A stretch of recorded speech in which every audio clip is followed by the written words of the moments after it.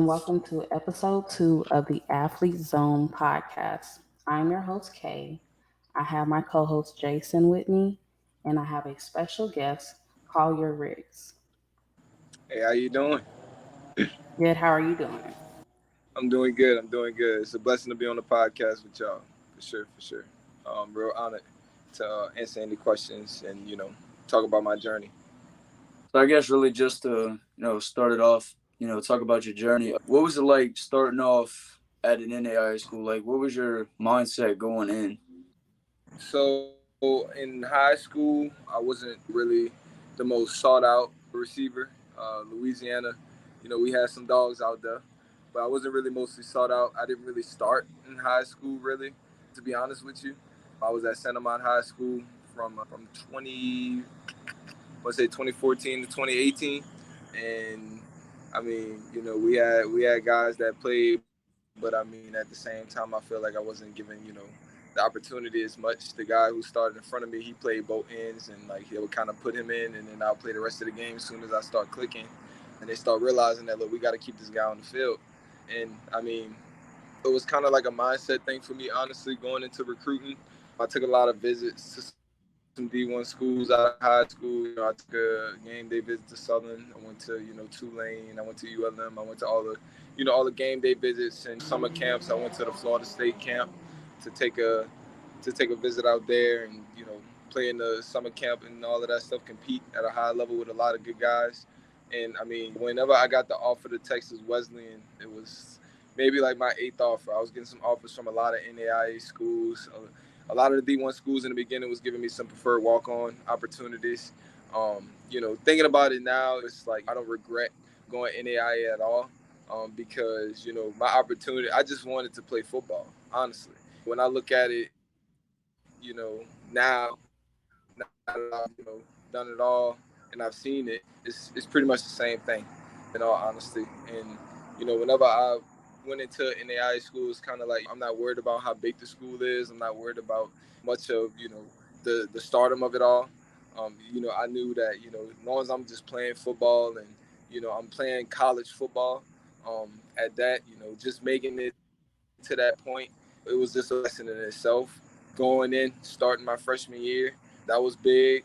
And it was really an opportunity of a lifetime to be able to say, like, well, I ain't even really starting high school. My first season ever playing college football, I was able to start. That's such a great university. Texas Wesleyan will always have a special place in my heart. I got my degree from there. So many great people there that I was able to meet and be with, work with. And I've worked with so many great people there. And, I'm just, very thankful and blessed, just to even say that I even played at that level, of college. So I wasn't really looking at it as like, oh, I'm going to play at a smaller school. I'm selling myself short. I looked at it as, I'm playing college football. Because at the end of the day, football is football. No matter the talent, no matter how many stars you have, none of that stuff really matters. All of it's on the field. You leave it all out on the field. How was the transition from the NAIA to Division One? The transition from NAIA Division One, it was a real tough decision for me going in because, considering the aspects of the things that we were doing with the program overall at Texas Wesleyan, it was beginning of the program, and they weren't really winning in the first 2 years I was there, but we won some games. And whenever I was a redshirt junior going into that year, whenever I played Division One ball, I mean, it was kind of a tough decision because we just went 7-3. We were on the road for a conference championship, the first in school history. They ended up winning it the year I was playing Division One. But the transition for me, it was really, honestly the same. It was, just a bigger scenery, honestly. Just more people, the stadium a little bit bigger, the visit a little bit more fancy, and all of that stuff. Because I took a visit to Prairie View before I decided to make the change and actually sign, do all of those good things. And it was really, it was just really pretty much the same, just bigger. Honestly, coaches showed a lot of love. They got a big support system. Prairie View's a great university. I was blessed to say I went there.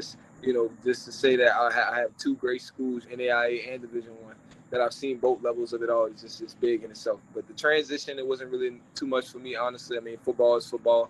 The game is a little bit faster on the Division One level. The play calling, it's all the same. All of that stuff is pretty much the same concepts. It's just you got some better guys in front of you. You got a little bit more competition. But I mean, at the end of the day, honestly, it's the same thing because I played against great people at the NAIA level. I had a lot of great people that I went up against. I mean, I practiced, against a lot of. I know I practiced against a 6'4" corner, 6'3" corner, every day when I was at Texas Wesleyan. So I mean, it's the same level. It's every team they're gonna bring you something different, right? It's like they gonna either bring you somebody five or this whatever they can really run, stuff like you really gotta watch film. It was all about watching film. I mean, the same competition. It was really no transition at all. Honestly, football is football. It's just more competitive at the Division One level. When I say more competitive, I mean there's a lot more on the line, right? And you really, really, really want to put it all out there. It's all on TV, everybody watching, right? It's like at the Division One level, it's just more intensity in the game. You're more locked into the game. I mean, but NAIA going into Division One, it was really smooth. It wasn't really too much of a transition because to me, football is football. That's how I looked at it. Right, kind of Okay. piggyback off what you were saying at the beginning. I feel like we could really relate a little bit, off of our stories. Kind of the same. I played at a Terrebonne High, so I'm from Louisiana also. And you said you went to Saint Amant from that 14 to 18 year, and that was a big Mm-hmm. year for receivers in Yeah, Louisiana. yeah. I believe that was Yeah. whenever Odell and Jarvis came out of high school, if I'm not mistaken. They were Um, going into LSU around that time.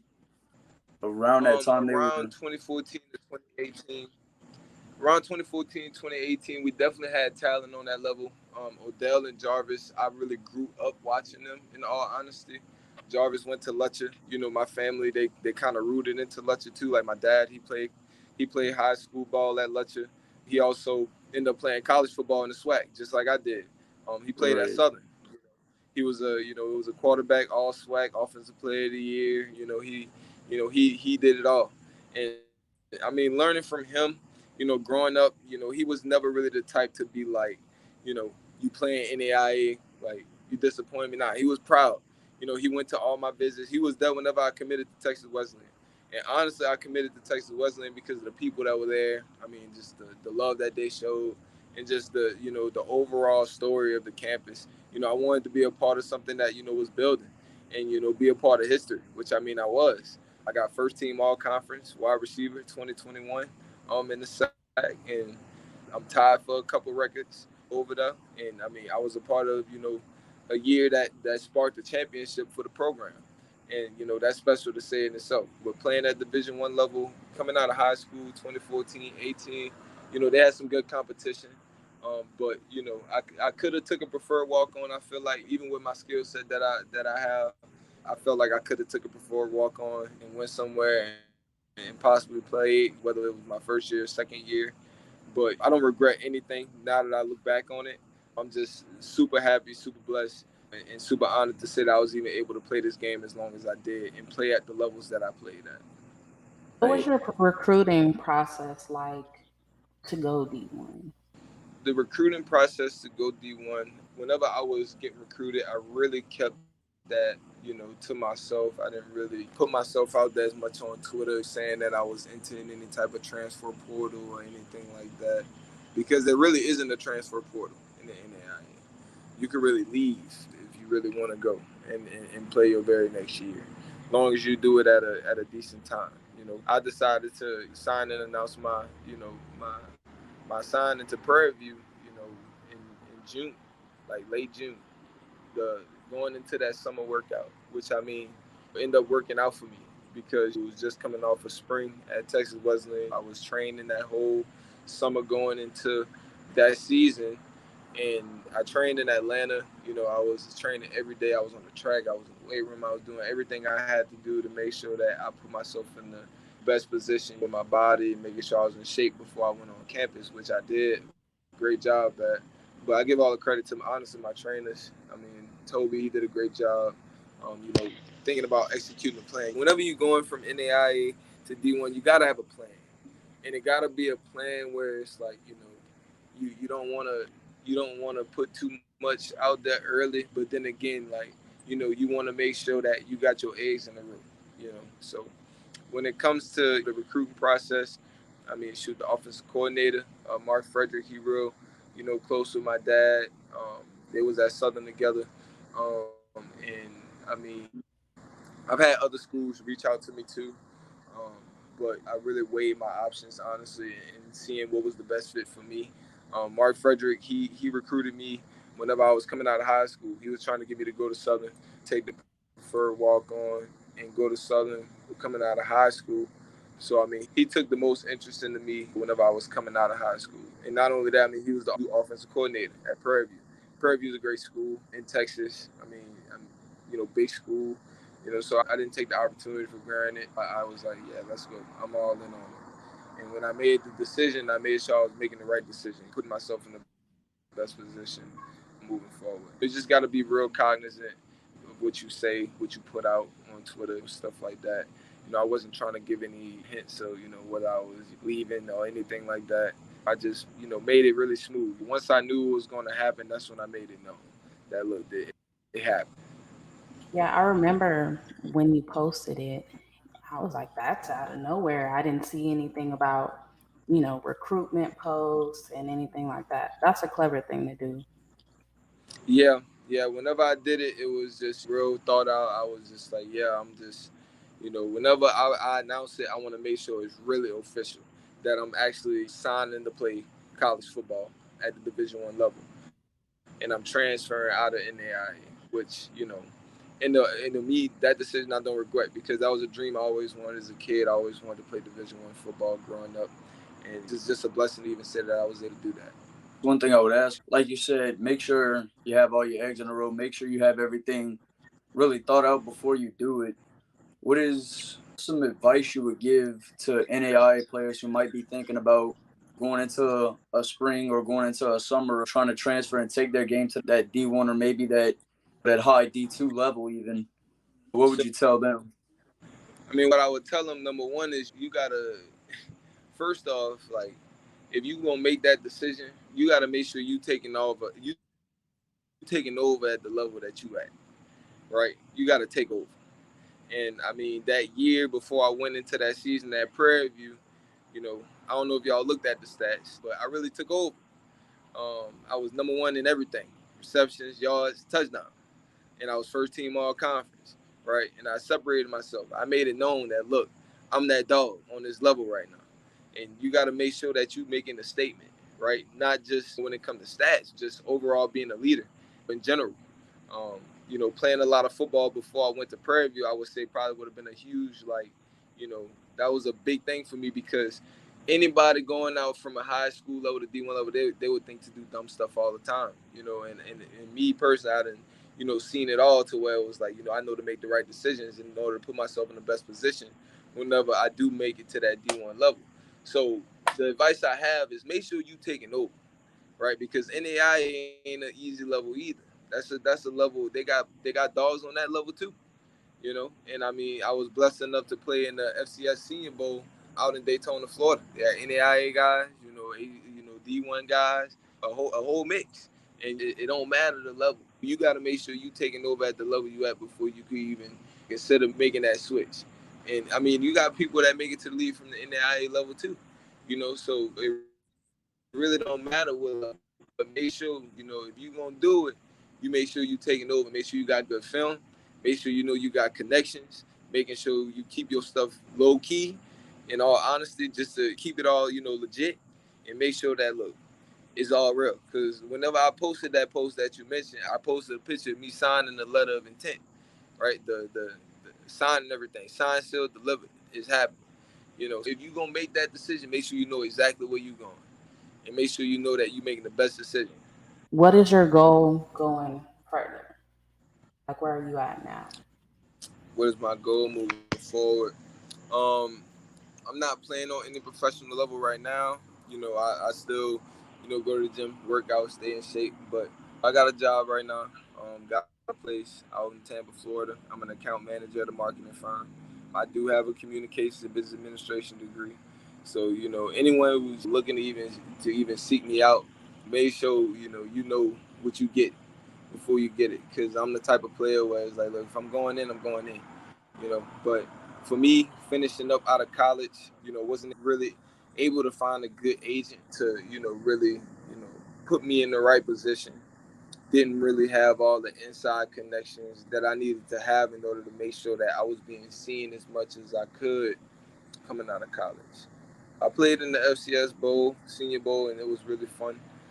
That's what I did, and I mean, right now I'm just taking it one day at a time. If something come up, it is up and rolling. I don't mind getting the cleats out. Right now, I'm just sitting here, staying in shape, making sure I'm working, making sure I'm taking care of myself at the end of the day, and just taking it one day forward, one day each and every day at a time, taking it one day at a time. If you could tell a pro scout anything, what would you want them to know about you? About me, Yes.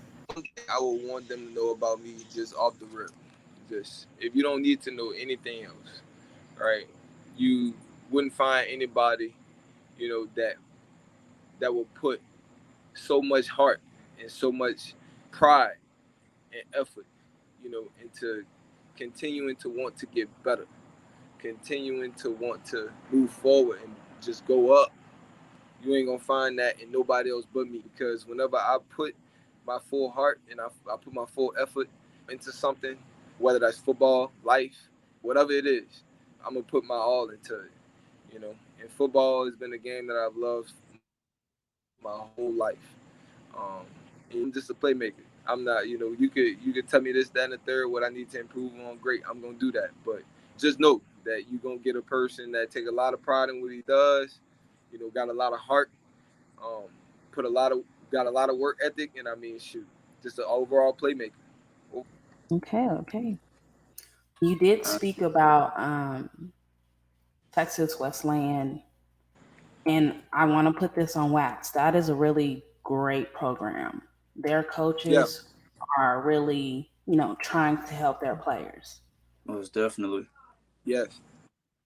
Yes. 100%. 100%. I mean, shoot, we had a mentorship program back when I was in school, where some of the top leaders, business owners, people who've done great things in the community, they would come to campus just to meet with us, and we would each have our own mentor, and that was just someone we could call on and just talk about life, talk about opportunity, things we want to do, big time. And I mean, out just outside of football, beyond football, and I mean, our coaches, they didn't just set us up to be great football players, but they set us up to be great men in life. When I was on that campus. So I mean, what you're saying right there is really, really true. They got great coaches, great people over there. Great staff behind them. Coach Joe Prudhomme, that's my guy forever. I'm always have love for Coach Joe, Coach Duckworth, Coach Fran Johnson, past coaches who've been there. Coach Kyle Cox, Coach Dwayne Taylor. I've seen Coach Ryan Glover. They got a bunch of coaches, great coaches that have gone in that program and really turned things around. And Coach Joe Prudhomme is just leading the way. And I mean, what you're saying right there, that's really true. That is true. And like you said, the coaches really prepare y'all for not just football but for life. And something I heard a lot through my Right. recruiting process when I was coming out of high school, and even after I came out of my postgraduate school going into my NAIA, was your national letter of intent. It's not just a 4-year decision; it's a 40-year decision. You know, Right. football Exactly. football is a temporary. Are you going to put yourself around guys, and not just your coaches, but your teammates, your professors, your friends you'll make at that school? Are you putting yourself around people that are going to set you up for life after football? Right. Because being a high school coach now, something I preach to my guys a lot is that, like I said, football is a temporary. So when football's over and, you got to tie your cleats up, have you done what you need to do to be a successful person and be a great man, be a great, husband, a father? Have you learned the things you need to learn to be successful in those roles, 20, 30 years down the line, Right. whenever it's all said and done? And so Right. I believe a good coaching staff is very vital to that. I would be doing a disservice to Kansas Wesleyan if I didn't give them some love. Coach Matthew Myers, Coach Walker Terrain, Coach Anthony Vargas, Coach David Leonard. They've got a great thing going over there in Salina, Kansas. They're a very great program. Yeah. And like you said, Texas Wesleyan they are a very great program. I can remember going into the season last year, and those rankings came out, and Texas Wesleyan was right up there with us. And you look back at Texas Wesleyan, it's one of those programs that's just got a history of greatness. So, it's a big disservice to talk about NAIA football and not bring up Texas Wesleyan and Kansas Wesleyan. I mean, there's two programs that I would tell any kid in the country, if you get that Texas Wesleyan offer or you get that Kansas Wesleyan offer, that's a 40-year decision that I would put my name on that dotted line for either one of those schools any day. Yeah. And,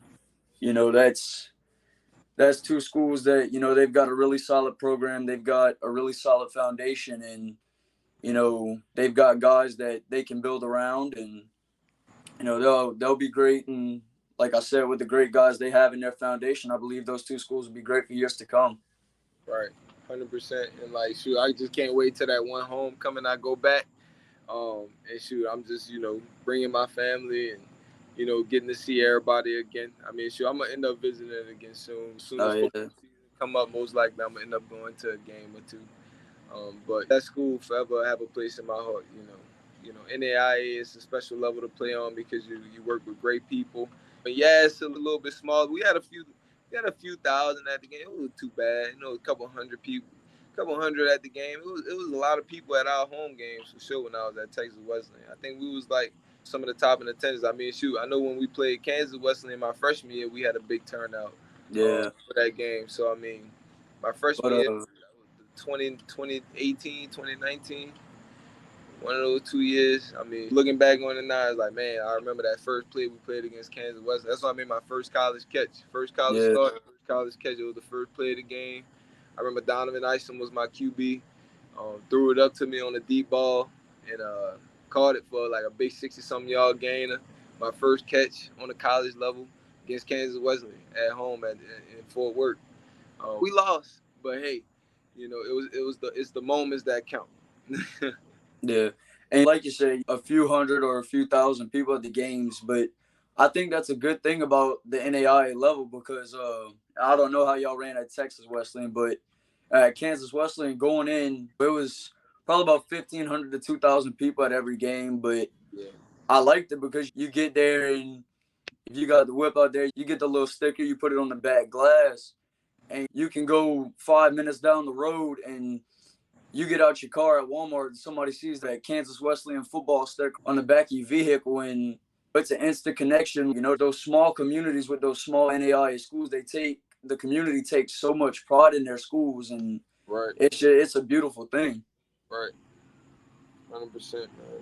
I agree. 100%. Before we let you go, I got a question that I'm going to ask every guest. Do you think the NAIA Combine is possible? The NAIA Combine?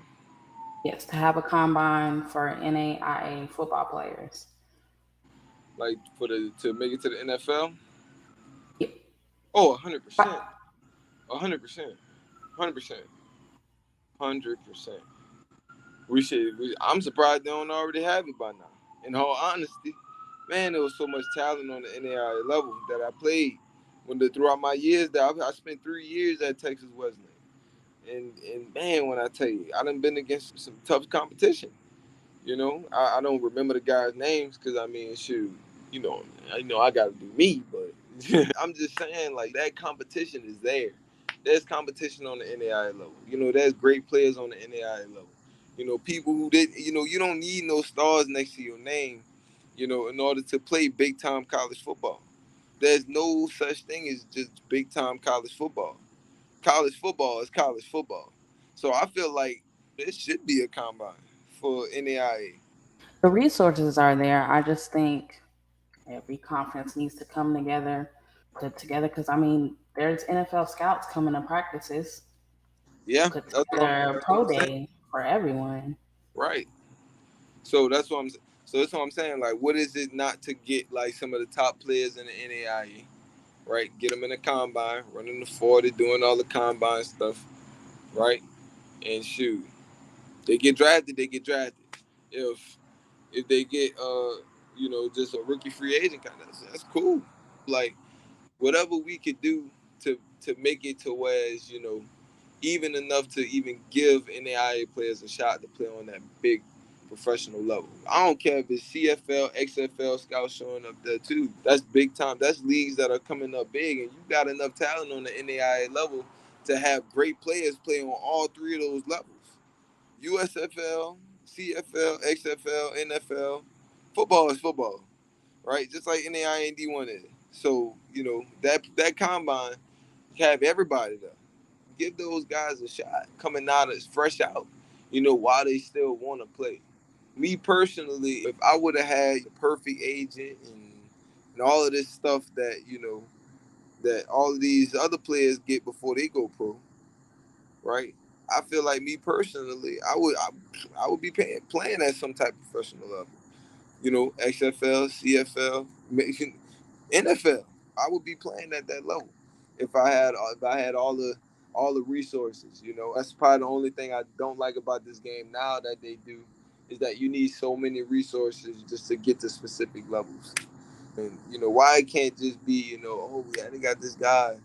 Like I saw his film. We should take a look at this cat. Did we really take a deep enough look? You know, did we see a workout? Did we see him run the 40? Did we see him do all of these different things? Give NAIA a shot. Give him a shot because we got some dogs on that level. Well, thank you for joining us today and taking the time out of your day to come and sit with us. I appreciate y'all like really having me on. Like, it's a big honor for sure. I'm glad I was able to answer all y'all questions.